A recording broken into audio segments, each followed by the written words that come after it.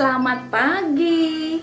Jumpa lagi dengan saya, Ibu Susi dari pendamping Bia Gregorius. Apa kabar adik-adik? Semoga adik-adik selalu sehat dan bergembira ya. Kalau ada adik yang sedang sakit, Ibu Susi doakan semoga lekas sembuh. Adik-adik, kangen sekali. Kita sudah lama tidak bertemu. Tetapi jangan bersedih ya, karena kita bisa bertemu dalam Bina Iman secara online seperti sekarang ini. Nah, adik-adik, Ibu Susi saat ini tidak sendiri. Ibu Susi ditemani oleh ibu-ibu dan kakak-kakak pendamping yang lainnya. Firman Tuhan kali ini adalah tentang roti hidup. Apa itu roti hidup? Adik-adik sudah siap mendengarkan? Oke, siap ya? Yuk kita segera mulai saja ya.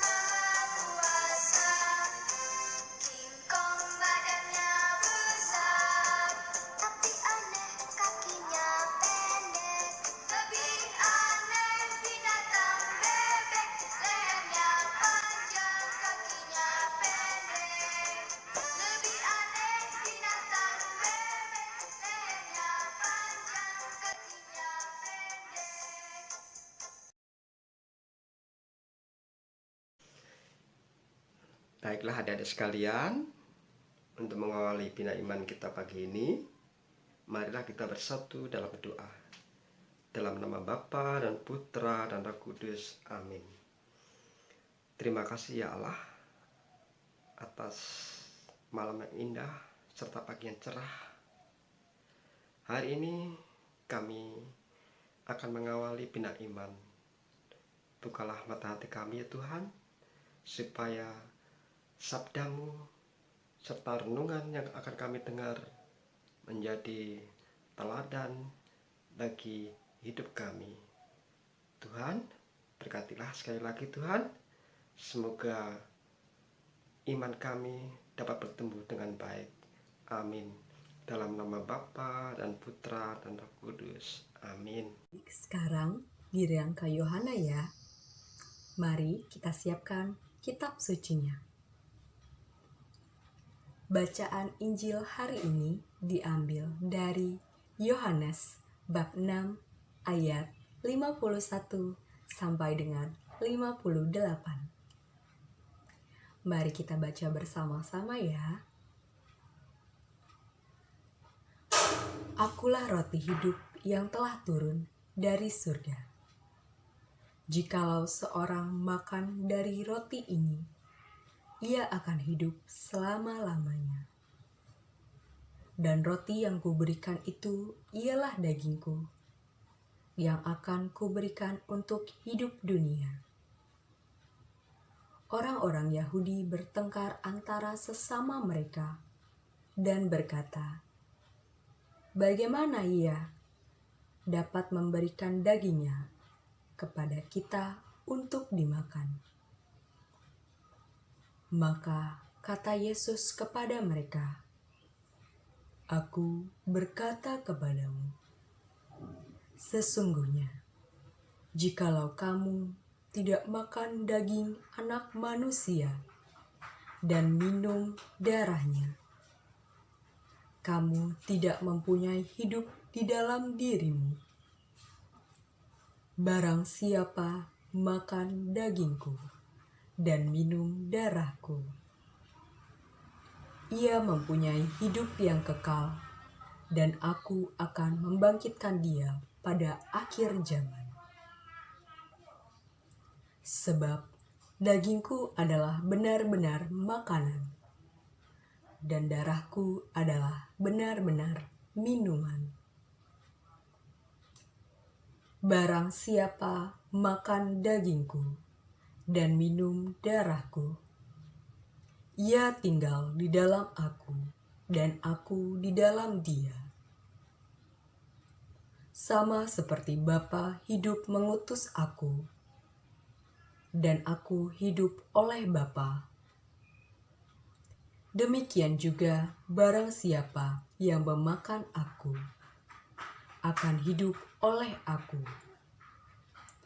Inilah roti yang telah turun dari surga, bukan roti yang dimakan nenek moyangmu, dan mereka telah mati. Barang siapa makan roti ini, ia akan hidup selama-lamanya." Demikianlah Injil Tuhan. Terpujilah Kristus. Halo, selamat pagi anak-anak. Selamat hari Minggu. Selamat berjumpa lagi dengan saya. Ingat siapa saya, Bu? Bu Berta. Baik, terima kasih. Hari ini kita akan mengupas tentang materi kita, yaitu tentang roti hidup. Waduh, roti hidup. Rotinya kok bisa hidup ya? Baik, kita jelaskan. Sebelumnya roti hidup itu kita ambil dari Injil Yohanes bab 6 ayat 51 sampai dengan 58. Yuk, kita bersama-sama yuk kita bahas. Duduk tenang ya, jangan berisik. Kita kunci dulu mulut kita dengarkan bersama-sama. Oke, baik, hari ini Ibu mau mengajak kalian berjalan-jalan. Udah lama ya kita nggak jalan-jalan, kita di rumah aja. Yuk kita menerawang, yuk kita berjalan-jalan ke jalan-jalan besar. Siapa yang pernah jalan-jalan ke daerah besar yang ada lampu merahnya, jalan besar, pertigaan, perempatan jalan besar. Kalau kita lagi jalan-jalan, apa yang sedang kita lihat? Ayo, apa tuh? Coba. Ada apa? Iya betul, ada pengamen. Di jalan bisa anak-anak muda itu suka ngamen. Terus apa lagi? Ada apa sayang? Iya, pengemis. Kadang pengemis itu ada yang anak-anak kecil di bawah, ada yang bayi, masih bayi di bawah ibunya digendong-gendong dengan muka yang lusuh sekali. Ada apa lagi coba? Banyak loh. Ada juga boneka mampang. Ya, mereka boneka mampang yang gede-gede itunya, tapi bisa goyang-goyang. Iya. Apalagi yang bisa kita lihat, tapi biasanya nggak di jalan raya sih, itu di kampung-kampung. Topeng monyet. Iya bener, topeng monyet. Tuh anak-anak suka lari-lari. Ya, dia memanfaatkan monyetnya untuk berjoget. Ya, oke, ada atraksi.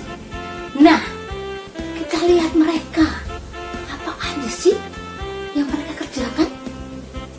Coba. Siapa yang pernah lihat? Jawab. Betul, pinter. Kasih tepuk tangan buat anak-anak ya. Oke, semangat anak Bina Iman Gregorius. Apa yang kita lihat adalah mereka yang pengemis dulu deh. Apa yang dikerjakan pengemis? Kalau lampunya merah, apa lampu merah? Tanda stop. Ya, pinter. Artinya mobil tidak boleh jalan. Nah, pas mobil nggak boleh jalan, mereka mulai bergerak tuh, turun dari dekat lampu merah. Biasanya rata-rata banyak kan di lampu merah ya. Dia turun, tok tok tok tok. Tapi sih nyanyi balonku ada 5. Ada nggak ya kayak gitu ya? Nggak tahu juga ya. Oke, mereka di mobil. Terus pengemisnya, bapak, ibu, tante, nenek, kakek, mohon sedekahnya dong. Sudah seminggu nggak makan, gitu ya. Nah, mereka minta sedekah. Ada lagi yang boneka mampang. Ini biasa di tengah-tengah lampu merah tuh, di tengah jalan dia. Joget, dimusikin joget-joget begitu ya. Kepalanya sambil goyang-goyang. Nah, kita lihat, pasti pernah lihat deh. Nggak mungkin. Kalau belum pernah lihat, ajak mama papa. Kalau udah ini ya, udah nggak ada corona lagi ya, udah normal lagi, ajak jalan, kita lihat di jalanan. Biasanya banyak seperti itu. Coba kita lihat apa yang dilakukan mereka. Apa yang dilakukan? Apa? Betul. Mereka menunjukkan atraksinya agar apa? Agar apa? Agar mendapatkan uang. Agar mendapatkan uang untuk kebutuhan mereka. Tapi kita kan nggak tahu kebutuhan mereka ya. Mungkin kalau yang ibu-ibu ya mungkin buat beli sembako, beras buat makan, atau ayahnya juga ngemis ya. Kalau anak-anak yang ngamen, buat apa kira-kira? Ya mungkin buat beli rokok, atau mungkin buat beli minuman, mabuk, kita nggak tahu ya. Nah kalau anak-anak bisa jadi bisa buat aku nggak pernah dikasih uang jajan. Nah mereka bisa jajan. Kadang mereka nggak tahu ya, bisa jadi putus sekolah, bisa juga dia sekolah tetapi ya begitu, malam dia mungkin nggak belajar, waktunya terkuras untuk mencari uang. Iya. Kenapa mereka melakukan pekerjaan mencari uang dengan cara seperti itu? Ya, banyak kan? Oke, mereka kenapa nyarinya seperti itu? Pasti adik-adik bisa tahu. Karena mereka semua tidak mempunyai, kalau seorang ayah ya, ibu, Kalau anak-anak sebenarnya tanggung jawab orang tua ya, untuk menghidupinya, bertanggung jawab untuk menyekolahkannya. Tetapi kita nggak tahu juga ya, mereka banyak yang di tengah jalan mereka orang tuanya mengizinkan. Nah kalau untuk orang tua ya, mereka kenapa mencari uang yang seperti itu? Karena mereka tidak mempunyai pekerjaan.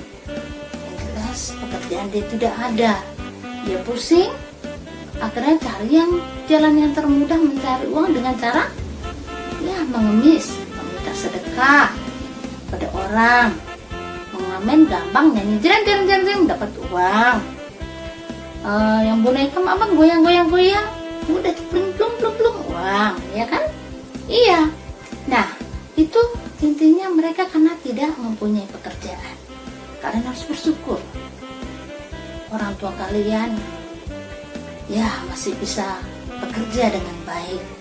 Ya, kita harus selalu mendoakan agar orang tua kita selalu diberikan kekuatan, terutama kesehatan ya, panjang umur, dan diberikan rezeki oleh Tuhan selalu dan selamanya ya. Oke, nah sekarang tadi pertama adalah karena mereka mencari uang buat makan. Kalau yang memang benar-benar mencari makan untuk keluarga. Terus yang kedua adalah kenapa dia mencari uang begitu? Karena tidak mempunyai pekerjaan. Mereka meminta belas kasih kepada orang. Kadang-kadang ibu juga berpikir ya, apakah kalau kalian anak-anak atau ibu memberikan uang kepada mereka itu adalah benar-benar dipergunakan dengan yang baik? Apakah itu benar? Oh kita ngasih uang ke mereka, udah kasih aja deh 10.000, 50.000, wah rezekinya lagi banyak papa mamanya, udah kasih mama. Apakah itu yang benar? Kasih uang. Nah kita suka berpikir gitu, apakah kalau kita memberi uang mereka benar-benar menggunakannya untuk membeli makanan? Jangan-jangan ya, kita nggak tahu apakah uang itu dipergunakan dengan baik. Apakah dipergunakan dengan baik uang itu? Kalau orang tua mungkin ya buat beli kebutuhan hidup anak istrinya. Tapi kalau anak muda, apakah jika kita benar mengasih uang itu, mereka belikan atau diberikan ke orang tuanya untuk menambah kebutuhan hidup, untuk membeli beras, atau untuk membeli atau disimpan kalau kita ke rumah sakit juga dibutuhkan, karena harus ada uang yang dipegang, kita juga nggak tahu ya. Nah adik-adik atau anak-anak yang ibu sayangi, kita kembali lagi kepada Tuhan Yesus. Apakah kita coba mikir sebetulnya Tuhan Yesus itu apa sih yang dipikirkan Tuhan Yesus itu? Apa yang dikehendaki agar perbuatan seperti yang dikerjakan pengemis, pengamen atau yang lainnya itu benar? Apakah kita juga harus selalu yang kita kasihkan kalau dia ngemis itu benar, kita harus memberikan langsung uang ya? Nah kita coba memikirkan apa sih sebetulnya yang dikehendaki Yesus ya. Nah mungkin ya Yesus mau agar kita nih, maunya ada pengemis ibu, kita lihat, oh dia kayaknya sih buat beli makan, kita tetap mama papa deh beli beras, beli minyak goreng, beli telur atau apa. Oh ini bu, buat ibu bawa pulang. Mungkin Tuhan bisa memberi gitu karena itu yang dibutuhkan ya. Kita lihat kondisinya, orang yang meminta itu seperti apa. Dan kita perlu tahu bahwa Tuhan Yesus itu sangat peduli pada kita. Kalian tahu?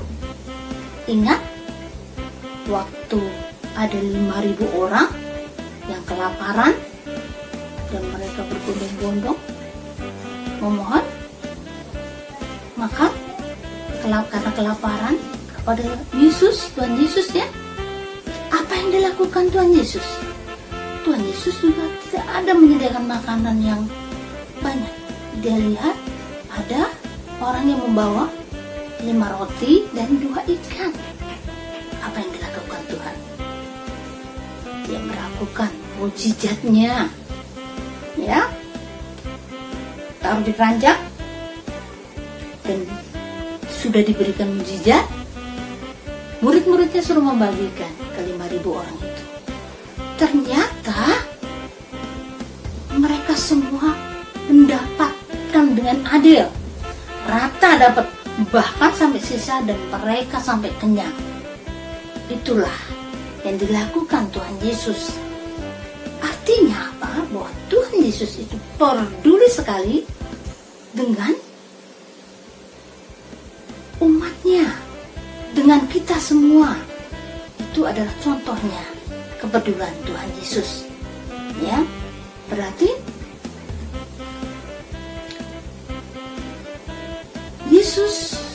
Tuhan Yesus sudah menolong orang-orang yang kelaparan. Tidakkah kalian memikirkan Yesus menghendaki kita melakukan hal yang sama seperti Tuhan Yesus? Nah, Tuhan bisa melakukan seperti itu. Apa yang bisa kita lakukan? Setidaknya mendekatilah seperti Tuhan Yesus ya. Nah, contohnya apa? Ayo anak-anak, kepedulian kita. Mungkin nanti kalau udah sekolah, ada teman kita ya yang nggak bawa bekal, nggak bawa makanan, mungkin dia karena pas-pasan, dia nggak bisa bekal lebih, di rumah udah makan, pas istirahat dia ngeliat temannya pada makan, wah enak, dia nggak bisa. Nah, kita bilang ke orang tua, Mah, Mi, Pi, aku dilebihin ya makanannya, bikinin lah. Nanti buat takutnya ada teman yang memang benar-benar nggak membawa bekal, kita bisa peduli dengan membagikan kepada teman kita. Itu sudah hal yang kita bisa mengikuti seperti yang dilakukan oleh Tuhan Yesus. Itu kepedulian ya. Tetapi perlu diingat bahwa Tuhan Yesus tidak hanya peduli kepada orang-orang yang lapar saja, yang perut kosong ya, tetapi dia juga peduli dengan hati yang kosong. Contohnya, apa sih kok hati kosong? Kayak ruangan aja kosong ya. Hati yang kosong itu seperti ini nah. Umpamanya gini, di rumah kalian, Mama sibuk ke dapur masak, bikin kue, kan karena di rumah terus ya, bikin kue terus ayah sudah mulai bekerja lagi, papa sudah bekerja, Koko, Cici atau kakak, Mas di rumah dia sibuk sendiri dengan HP, di kamar. Jadi rumah itu sepi sekali. Terus kalian, aduh gimana, semuanya sibuk sendiri, aku sama siapa dong? Karena kalau sendiri itu kan hal yang tidak enak ya. Terus gimana dong? Aku mau minta mainan, gak ada temen, kan gak boleh keluar gitu kan. Nah, itu tandanya artinya hati kalian kosong, gak ada yang penghiburan, gak ada teman, mau curhat, mau bilang ini itu bla bla bla, ini si ono gak bisa karena gak ada teman. Ngomong sendiri nanti dikirain stres ya kan. Nah, makanya itu hati kosong. Tuhan pun juga seperti itu. Dia sangat mulia sekali.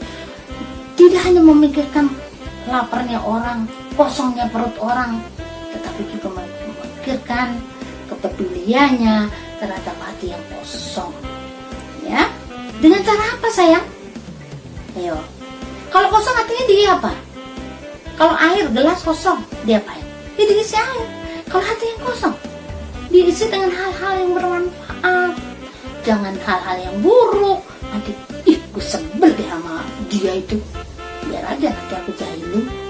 Aku sebel deh sama kakak. Kakak mah gak mau peduli. Jangan. Tetapi, kalian anak-anak bisa ngomong. Ma, Kak, aku gak ada temennya. Temenin aku dong, aku kan bosan begini. Yuk, apa kek kita main bersama atau belajar bersama, ya? Jadi kita bisa terbuka supaya kita semua saling peduli, saling membutuhkan, ya. Dengan teman, tapi untuk sementara jangan banyak main ya. Di rumah dengan keluarga itu bermain macam-macam bisa, tetapi hal yang baik, jangan hal-hal yang buruk, ya. Jadi Tuhan juga mengingatkan kita untuk peduli terhadap orang lain sebelum orang lain, keluarga, mama, papa, kakak, adik, dan lingkungan kita semua. Kita harus peduli bersama, ya. Peduli. Kalau kita punya lebih, dibagikanlah kepada yang membutuhkan. Kembali yang tadi pengemis juga, kita tahu porsinya. Kalau memang dia membutuhkannya itu, ya mama papa mamanya ketemu sama pengemis gitu, sebaiknya ya kita berikan aja yang dia butuhkan. Apakah selalu baik kalau kita ngasih uang? Kan kita nggak tahu uang itu nanti bener nggak dipakai yang bermanfaat, ya kan? Kalau kita belikan seperti minyak goreng, telur, beras, atau apalah itu ya, itu pasti dipakai oleh mereka. Tetapi kita nggak tahu kalau yang anak-anak muda yang ngambil. Jadi intinya kita harus bisa memilah-milah. Memilah-milah apa ya?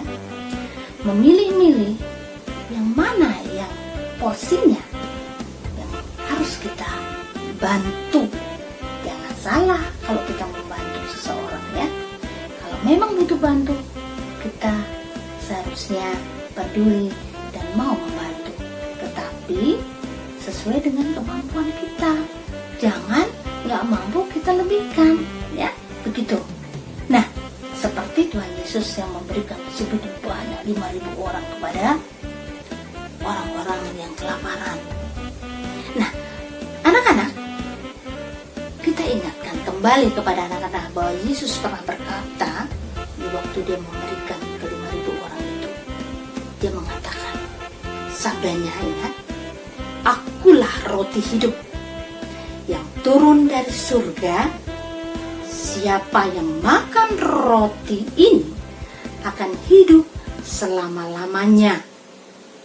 Yesus mengatakan kepada mereka bahwa ia datang untuk memberikan hidupnya. Wah, hebat sekali anak-anak. Coba, dia diumpamakan sebagai roti yang hidup. Jadi, roti hidup yang akan dibagikan kepada kita semua. Kamu, ibu, mama, papa, tetangga, teman, om, kakek, nenek, opa, oma, ya, itu akan diberikan semua. Beliau dilambangkan sebagai roti yang hidup yang turun dari surga.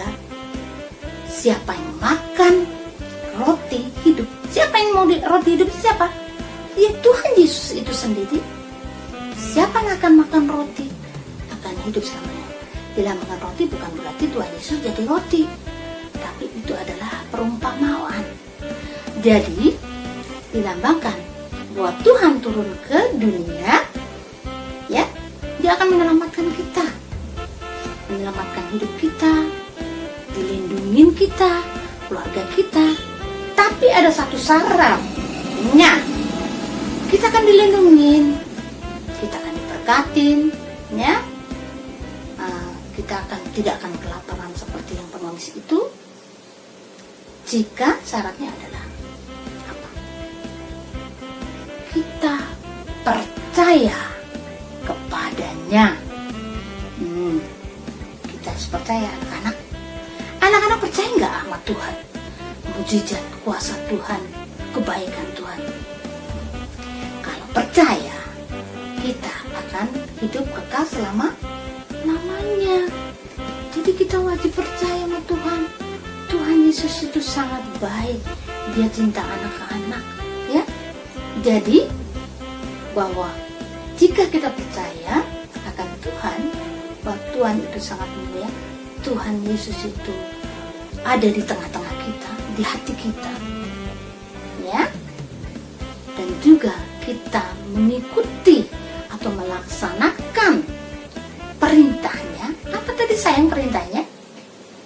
Peduli kepada sesama, juga kepada hati kita, hati orang lain, hati mama, hati papa, hati kakak.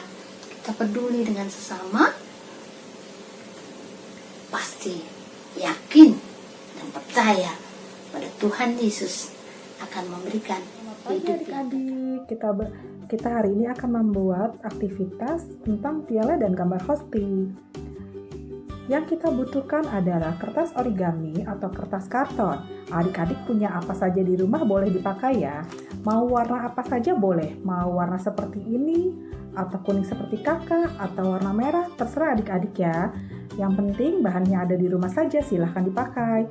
Yang setelah adik-adik punya karton atau kertas origami, adik-adik bisa gambar piala seperti ini. Dicetak di kertas origaminya atau silahkan di kartonnya. Lalu untuk yang kedua, adik-adik gambar salib. Kecil saja ya, seperti ini. Lalu yang ketiga, adik-adik gambar setengah lingkaran. Warnanya terserah juga ya. Di sini kakak pakai agak orange ya, untuk menandakan, untuk menggambarkan atau menandakan lingkaran dalam dari piala. Jadi supaya lebih kelihatan lingkaran dalamnya. Lalu yang ketiga, gambar hosti bulat berwarna putih. Dan di sini ada di dalamnya ada tulisannya. Tulisan ini sesuai dengan ayat Injil Yohanes yang berbunyi, kakak bacakan ya. Akulah roti hidup yang telah turun dari surga. Jikalau seorang makan dari roti ini, ia akan hidup selama-lamanya.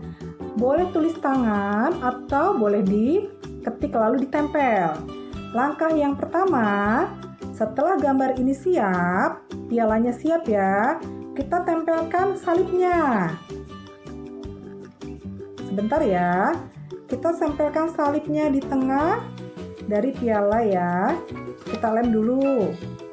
Sebentar. Kakak lem dulu sebentar ya.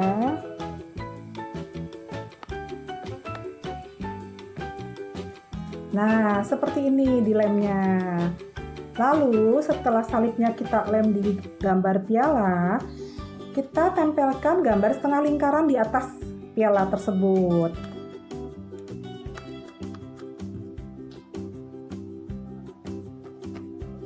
Nah, seperti ini adik-adik. Ya, jadi kelihatan lingkaran dalam pialanya, ya. Lalu ketiga, setelah ini selesai, adik-adik tadi sudah buat kan gambar hostingnya, kita tempel juga ya.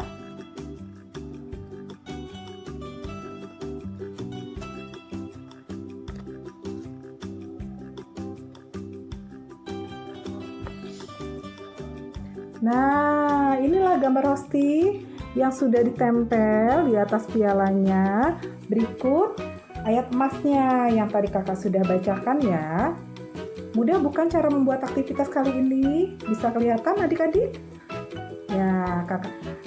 Mudah-mudahan apa yang kakak buat ini adik-adik bisa membuatnya. Dan mudah sekali. Selamat mencoba ya adik-adik. Terima kasih.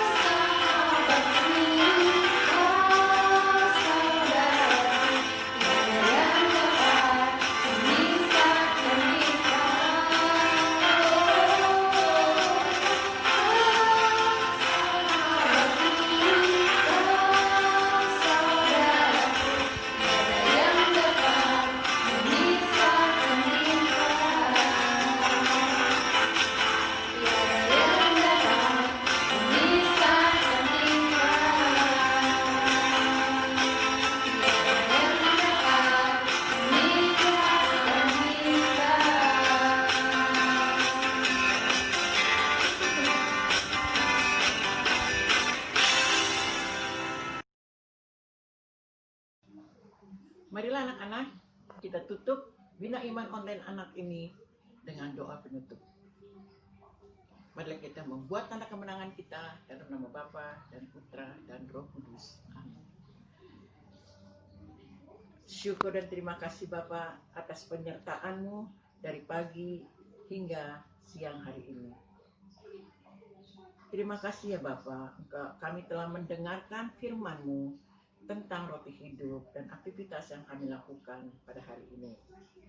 Terima kasih pula kepada pembimbing kami yang telah melakukan Bina Iman Anak ini secara online. Syukur terima kasih kepada Tuhan yang begitu baik pada kita semua.